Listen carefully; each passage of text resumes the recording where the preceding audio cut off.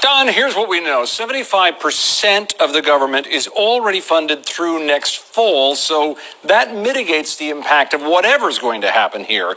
But in theory, this will or would have some impact. For example, big travel time right now. Homeland Security, 55,000 TSA workers would be working with staying on their post, but their pay would be delayed, that sort of thing. 55,000 Customs and Border Protection agencies doing the same thing. In transportation, even though you might have a shutdown, 24,000 air traffic controllers would stay on the job, plus railroad inspectors. The State Department would still be issuing passports, but with an asterisk here.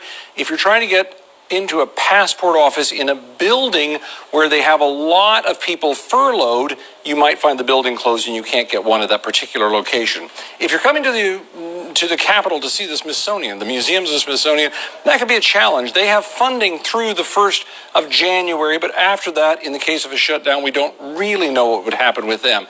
The Justice Department would keep doing most of what it does. They'd stay open and operating. The Russia investigation, notably, would continue. The Agriculture Department would continue food safety inspections, but shut down some other services like research. The majority of the folks at NASA would be on a leave of absence without pay.